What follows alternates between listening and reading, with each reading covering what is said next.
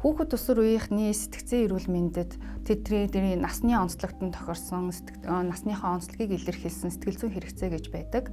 Хүүхдүүдэд маань ихэвчлэн эцэг эх маань намайг байгаагаар минь ойлгоосой, байгаагаар минь хүлээн зөвшөөрөөсэй, намайг ойлгож ярилцдаг байгаасай гэсэн сэтгэл зүйн хэрэгцээ их өндөр байдаг. Энэ хэрэгцээ нь хангагдаагүйгээсээ болоод эцэг эхтэй гомдох, уурлах, туних гэсэн ийм сэтгэл хөдлөлийн хариу урвалууд эцэг эхчүүдтэй гаргадгаас болоод хүүхэд болон эцэг эхийн хооронд үл ойлгохдох харилцааны хүндрэлүүд, бэрхшээлүүд гарч ирдэг. Тэгэхээр эцэг эхчүүд маань юун дээр анхаарах вэ гэхээр хүүхдүүд маань намайг өөрийг нь сонсдог байгаасаа гэж хүсдэг юм байна гэдэг тэр сэтгэл зүйн хэрэгцээг нь илүү ойлгох үүднээс энэ хэрэгцээг нь хангах үүднээсээ тэд нартайгаа ямар ч шүүмжлэлгүйгээр анхааралтайгаар сонсдог байх хамгийн чухал хэрэгцээ байгаа.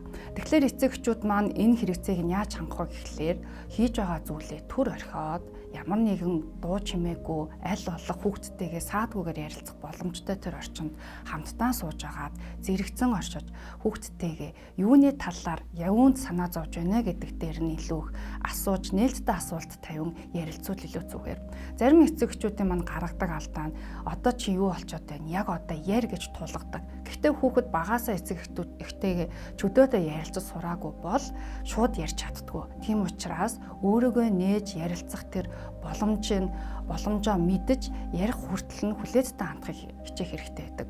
Ер нь бол эцэг эхчүүд маань хүүхдүүдэд зүгээр л сонсох хэрэгтэй. Юу ч ярьж байсан, алдаа оноотой ярьж байсан ч хамаагүй зүгээр л сонсох хэрэгтэй.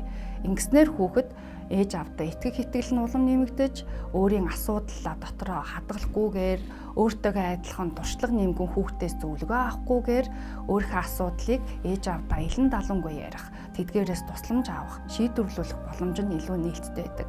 Хэрэв эцэг эх маань хүүхдийнхээ итгэж найдаж ярилцах үед нь төвөгшөөх, цааргалах, за магадгүй иймхэн асуудлыг чи ингэж шийдэж чадахгүй байсан юм уу гэх байдлаар үл хүндэтгэх байдлаар ч юм уу эсвэл шүүмжлэх байдлаар хандах юм бол хүүхэд танд дахиж итгэхгүй. Яагаад гэвэл эцэг эх маань намайг сул дорой гэж үзэж байна, надад итгэдэггүй юм байна. Дээрэс нь намайг бусад хүүхдүүдтэй харьцуулж байна гэж бодоод дахиж танд өөрийгөө нээж ярихгүй байх нь илүү элбэг болдог. Тиймээс аль болох шүүмжлэлгүй сонсохыг хичээгээрэй.